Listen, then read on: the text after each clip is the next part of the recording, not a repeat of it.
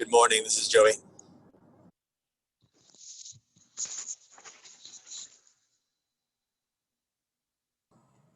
Good morning, Alex, PBA.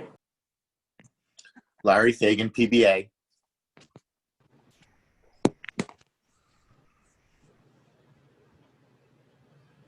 Marilyn Busico, Risk Benefits. Diane Howard, Risk and Benefits.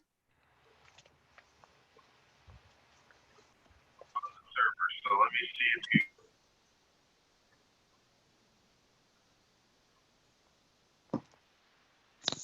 you. Good morning. Good morning. Morning, Joseph Brenner, SCIU, Florida Public Services Union. Robert Adicott, ASOP.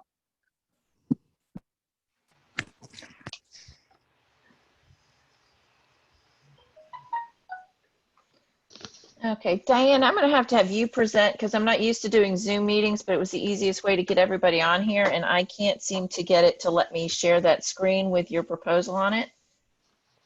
So do we have everybody? I have never done that. You want me to do it, Diane? Yeah, why don't you do it? Okay, let me get the document up. We usually use Google Meet. It's much easier for us to share documents that way, but given the number of people who are coming from outside the district, we wanted to make sure it was easy for everybody to get on. We'd had some issues with Zoom or with Google on some outside people lately. You know, it was horrible. One of my grandkids, his school, twice now, kids have bombed in class and they're just spewing profanity. I mean, it's a challenge, I know. So let me just find it, Diane. So I wasn't going to, but now I'll keep my profanity to a minimum then. Well, it is being recorded. We usually record the the discussions about insurance now, so we want to make sure that was recorded. We could put this up on the district site just like we do normally. Just to give you an overview, what we're proposing is status quo for this year. No changes, no increases in premiums, no changes in plan design, basically just changing the dates where it's necessary. And Vicki, it's telling me that you need to allow me to share. Okay, so I'm not sure how to even. She's disabled. Go down to the bottom. Share screen. Okay, yep. Gotcha. There we go. Okay. Does that help you out? Yeah. Okay. Can you all see my document? Nope. Yep. Yes. Okay. Oh, there it goes. Yep, Okay. I see it. Okay. Anybody need it larger, smaller? Larger would help. Whew. A little too big. How's that? Better. Okay. Okay, well, I'll just let Marilyn and Diane kind of walk you through this proposal. But as you'll see, there's really not really much change to it. So go ahead, Marilyn. Okay. For the most part, as Vicki and Diane have already, it's just cleaning up the language. So where we had started paragraphs or sentences out with years or new information, and those dates have now come and gone, we've just basically made it a statement that it's part of the document.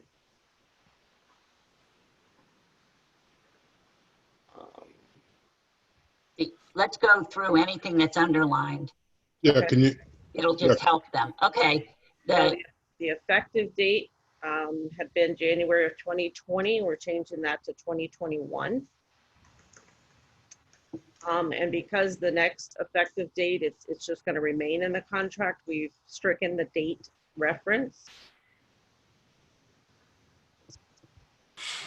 I'm going to test my skills with slowly scrolling. And in this paragraph, again, we got into what the eligibility periods are, and once those were stated, it's now just a statement within the contract that the medical plan enrollment choice is what they are. and the limitation for any new hires to have the choice of low option HMO or CDHP for the first 18 months before they're able to move on to the high. No changes for the dental or vision plan. And nothing here for group life. All things remain the same there. Page 3. Again, it's the removal of an effective date of 2014 and thereafter, just to make it a statement of eligibility. Line 6A, effective date, changing the year from 2019 to 2021. Item C, changing the year from 2018 to 2021. Page 4, again, making it a statement rather than referring to a prior year, but just making it a statement. And, uh-oh, where did it go? Now, I've emailed all of you a copy of this in the Word form. Yeah, I just sent you a text before this meeting that Vicki said set up an appointment with her. Appreciate that. I must have hit something in my margin to take me back to the beginning, so I apologize. So we went through group life. I think we're on line page 4. And again, cleaning up of date 2021 to 2021 on both of these B and C. Cleaning up of years to make it to the current contract years, 2021, 2022.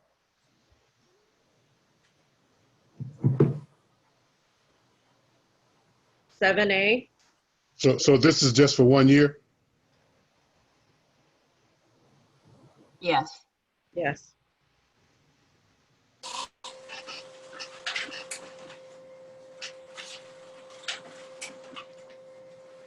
Item B, again, removing 2018 and just making it a statement. If you remember, Theo, they're usually just 1 year deals. We've had occasionally one-offs where we were able to have 2 year deals, but generally insurance is just for the 1 year.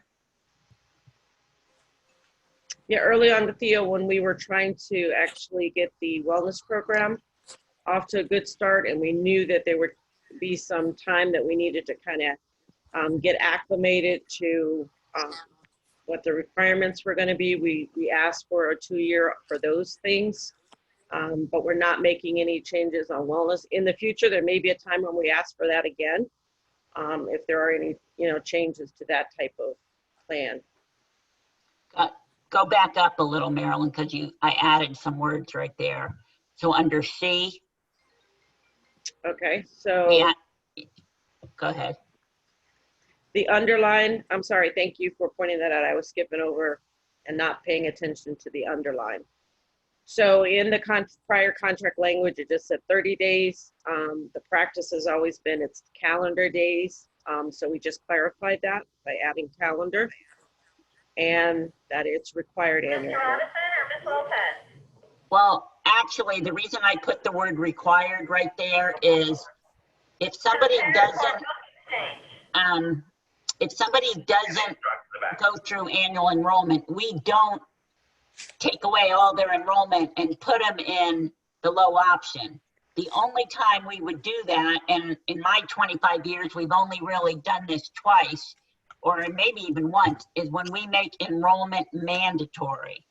So sometimes when you have very drastic benefit changes, you want to make sure that everybody goes in on annual enrollment. So we would never default somebody who doesn't participate in annual enrollment. And that kind of made it look like we would. The only time we would default them is if we advertise that in advance, and we would probably talk to you all about that first anyway. So did I confuse everybody, or do you get what I'm saying? So when. I get it. Yeah, I get it. okay. Okay. We do default at a higher if they do not complete at 30 days, but not during annual enrollment. And if anybody sees me scrolling past something you have questions about, please stop me. And this is just another cleanup of making a prior date into a statement. Mhm. And the same with this. Underlining. The funding occurs only through payroll contributions. So during any period that there are not payroll contributions available, then there would not be the HSA funding. So again, that's clarifying what the current practice is.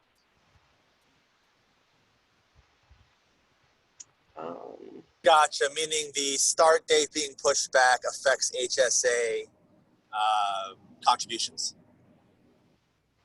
Well, this would be for anyone enrolled in the high deductible plan.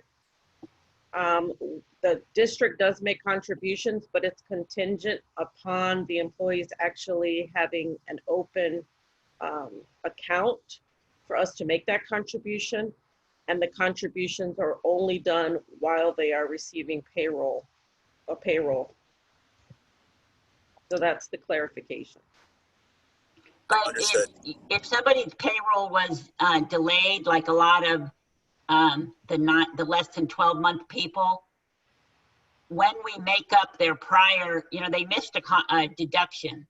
So at the time we make up that deduction, we'll also make up any HSA contributions. So we're not going to take away that just because they didn't get a check and then charge them any premium and not give it to them. So we would give it to them if we're going to when we make up deductions. That affects mostly SEIU and ASOP. Understood. Thank you. Okay. And again, just making this a statement on item F rather than. Oops. Okay. Now that one's weirder than the last time, Marilyn. It is. I guess we're done then, huh? Yeah, well, there's not much more in there, I don't think, but we'll get to it. Just for attendance sake, there's someone here marked as 1126739. Can you identify who you are just for our attendance? That's Mike Lynch. Thank you very much, Mike. Glad to hear you. I don't have video on my computer. Who's Mike with? PBA. PBA. Okay. Okay, see if I can keep my fingers where they belong. We're on page 6 and it goes through 11. I think we're good there. A lot of the other language, Diane, I don't know if you have a printed copy. Underlining benefit eligible. I was just trying to see the pages that we actually have made changes to. So we've added the words benefit eligible in items 13A. Give you a chance to read the whole statement if that helps.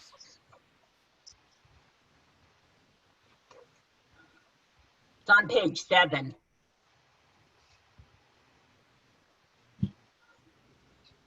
Okay, yeah, we're on page 7.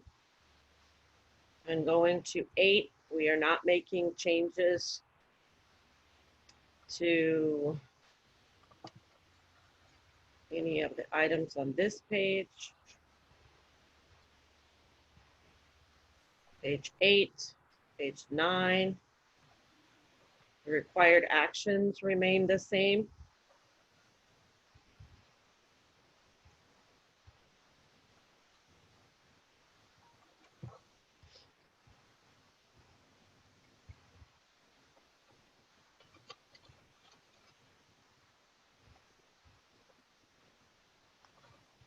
Page 10.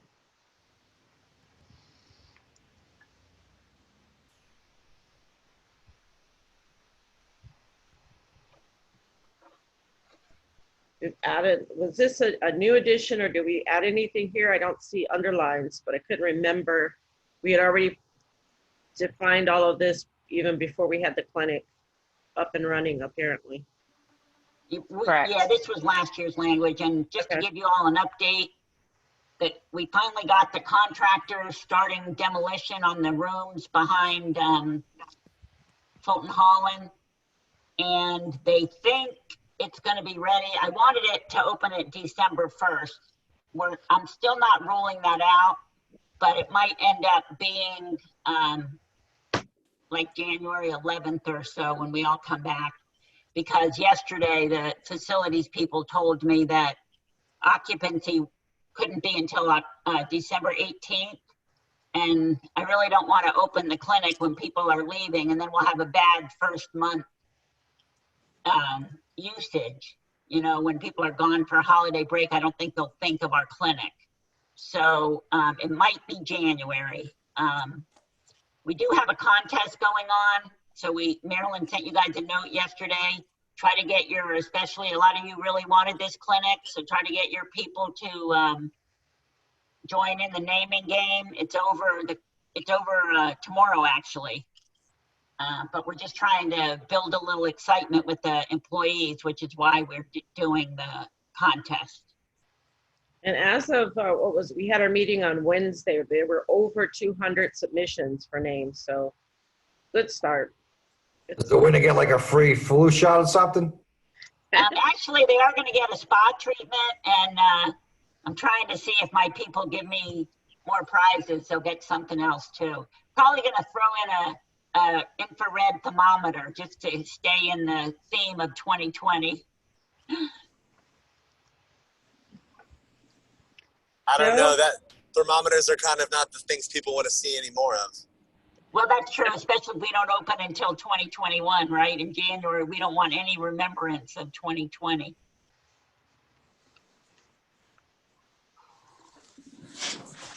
Mike and Alex, anything glaring that you want to mention on this front as it pertains to the rank and file? I'd just like to see a little bit more. When we get the chance, I want to see one or two things added to it. But when we get the chance, I'll let you know. I'll say it. It looks pretty good to me as far as I can see. Okay.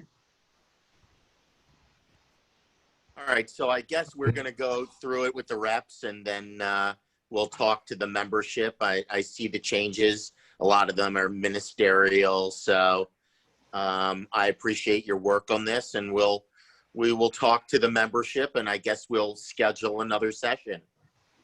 Now, one of the things that, you need to remember is how long has it been since the district has raised premiums? I think we're on 8 years now and 9 on one plan and 9 on another, or is it 9 and 10, Diane? Are we at 8 and 9? Yeah, I think it's 8 and 9. Yeah, I'm sorry. I'm not talking about the raising of the premiums. I just want to see a little bit more added to maybe like a smaller plan for retirees that want to buy into this clinic alone for a reasonable amount. I don't know how the other unions feel about it, but when our employees retire, they have no health coverage really, unless they have eligible for Medicaid or Medicare, wherever it is. And I like this now that we have an on-site clinic. I think it's affordable to offer them some type of buy-in for this clinic alone. And also for every employee, the district should be able to use it, not just the ones that have the insurance. I understand the employee's family should be able to use it, but every employee for the district should be able to use this clinic, not just the ones that have a health plan. That's what I'd like to see added.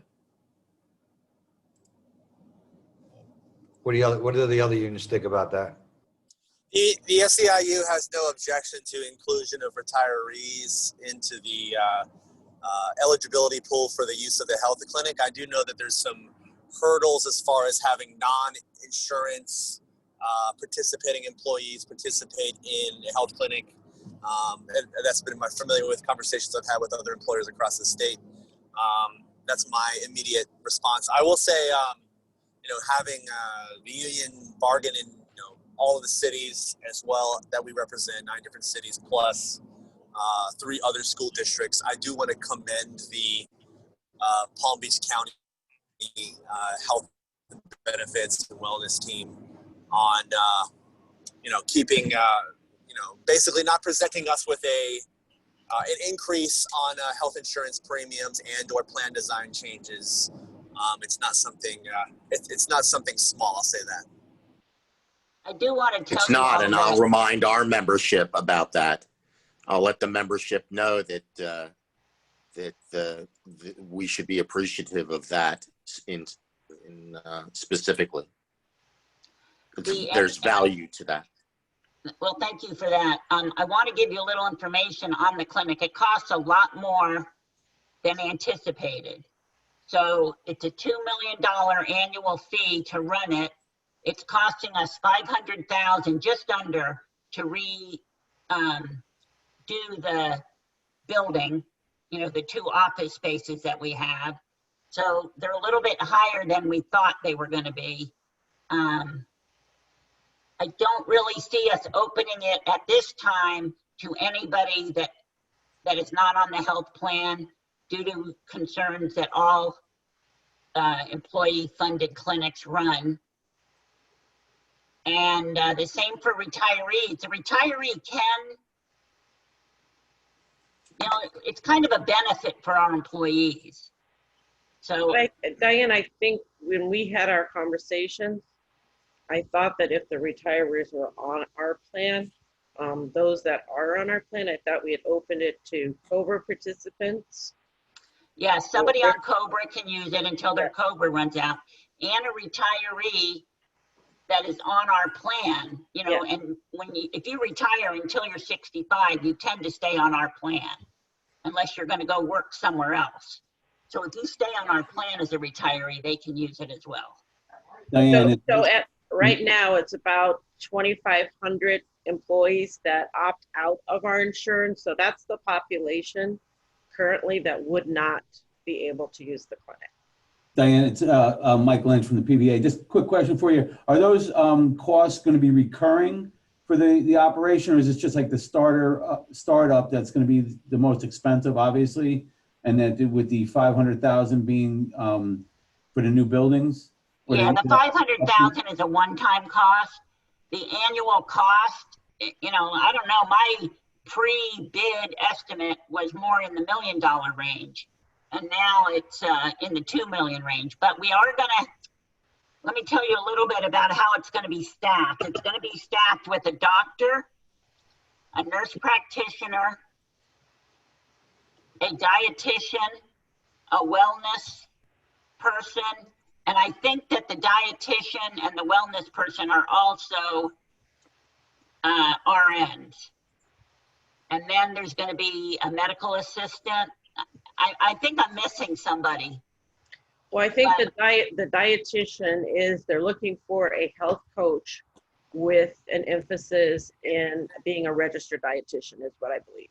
So it's one position that's encompassing both. And then they have, when they have the staff that's going to help with the scheduling, that they also have some type of medical. And we're going to open it starting, our idea is Monday through Friday with a late day start, and they work into the evening. We will see how it goes. Some school districts open a clinic and it's over capacity immediately. That's a good problem to have. I mean, I want it to be successful, and I hope you guys do too, because we're on a 2-year trial here and we want to make it, I'm not expecting, it's not going to necessarily save us money, but we don't want it to cost us too much money. Will it be offset on the wellness program, the checks and stuff, instead of going to Quest and stuff, we can go there? Will that stuff all offset the costs?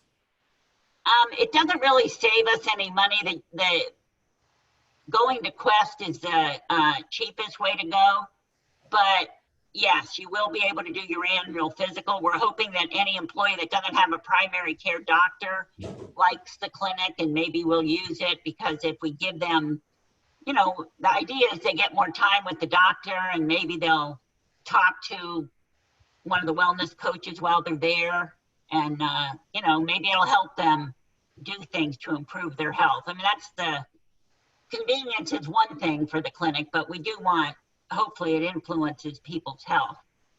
So anyway, anything you can do with your people to get them a little excited, you know, let them know you guys wanted this and you fought for it and now we're getting it.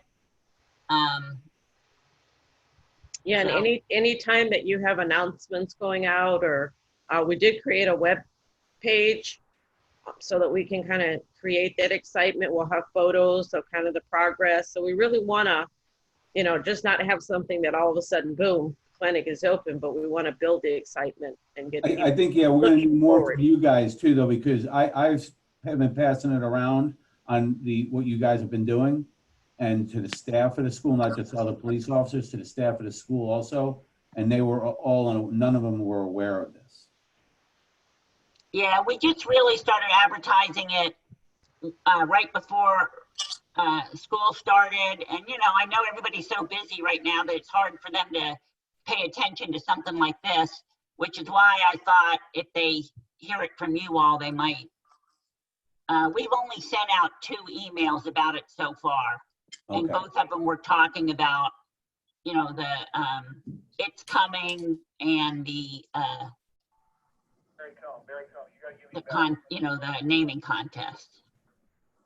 Diane, had there been any discussion about using a Saturday, like instead of Monday through Friday, picking a weekday and putting a weekend opportunity? Yes, I'm very open to that. I want to see how it starts. And we're not tied to the schedule that we start with. And especially if you guys start hearing, well, I would go if we're on a Saturday morning, we could do that. We could, you know, start late on Thursday or something and then have the time, because they do have more than one nurse practitioner, and, you know, it could be staffed by the nurse practitioner on Saturday. Thank you.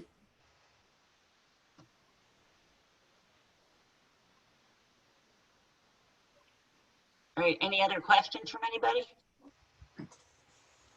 I mean, we're hoping, since we're not asking for anything, that this is a one and done. I just wanted to clarify about the retirees. They have to be either on Cobra to be able to use the clinic? Yeah, Or the health plan. or the health plan. The regular health plan, okay. What about just a normal retiree who just decides that they don't have medical insurance and they wanted to buy into this? Is there something? No, I mean, we're not set up for right that. now there's not a buy-into feature. So it is only currently the folks who are through the normal process enrolled in the health plan. You know, I think that's something we can certainly look into down the road. Let's see, you know, we talked about this being a 2-year kind of a pilot. Let's see how it goes. I think at the end of that 2 years that it's been up and running, we can look at it. And if that's something we, you know, that we think is needed, that we're being asked for, and that we can somehow legally do it or sustain it, you know, figure out how much would it cost to buy into it, then I think that's something we could certainly consider. Yeah, I just don't want to wait till the end of the 2 years and then start looking into it then. And, you know, the way, you know, things have worked out in the past. I mean, we've been pushing for this clinic now for, I don't know, 5 years, 6 years, and it's finally coming to, you know, probably even longer than that. And it's coming into play now. So if that's something that we can look into, I want to start looking into it now as you know, for retirees who don't have insurance or anything like that, like a membership to use at the clinic, kind of like a gym membership where they can only use it at the clinic. And that'll help offset the costs of the $2 million a year that you're saying it costs to run this. So it'll be a benefit for both ends. Thank you. Should there be any language cleanup about the opening dates of the clinic, since we know it's July has come and gone? You want any of that language cleaned up?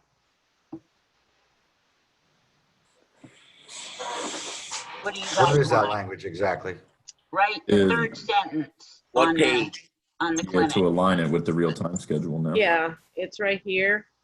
I could say by January 2021, that'll be the latest that we anticipate. Or we could just delete it completely. Maybe just put a pending in there. Like tell me how to do that. I think we anticipate the clinic will There open, you go. no, by January 2021. And then that way, if it opens in December earlier, it's, by January 2021, but it's expected to open, or is So, anticipated to open, something like that. We'll operate for 2 years as a trial run, and then we move it for calendar years 2021 and 2022. okay, so so let's just right there on it, change that to the clinic is expected to open by. I don't think I don't have the document that I can edit, Diane. All right, I'll do it. Okay. So it'll be, and then the next sentence, and then the other thing I'll do is for calendar year 20 and 21, I'll change that to 21 and 22, Right. right? Are we gonna have to do, is that is a calendar year, right? Yes. Okay. Yeah, because our contract's really a calendar year Sure, I contract. just want to say though, if it's starting January, you want to go to January, you're just gonna go from October to October to October. Okay. Yeah, I mean, look, we say 2 years, we'll give you 2 years from the date it's open. Okay, that's fine. Yeah. I mean, I'm hoping that this works and it's so popular, you're asking for another clinic. So I don't want this to fail. So I hope you guys push it and let's get support of employees using it. Absolutely. So I'm what hoping- was your language change, Vicki, on the July 2020? Well, it would say in that sentence, it is anticipated the clinic will open by January 2021 and will operate for 2 years as a trial run. Use and outcomes will be examined at that time. For calendar year 2021 and 2022, the copay will be $10 per visit and then continue on the way it is. Okay, I got it. But we'll get a clean copy to you. If you guys can agree to this, we'll get a clean copy and figure out how to do it through, Adobe Sign so everybody gets it and everybody can sign off on it. Just make sure I get it because I didn't receive the last one you said you sent out. I just sent it a few minutes ago. And just because you're all here, I want to tell you that our claims have been about $4 million towards people that have had COVID issues on our health plan. It really isn't hurting us because a lot of people didn't go to the doctor for a few months. So it is a cost to the plan.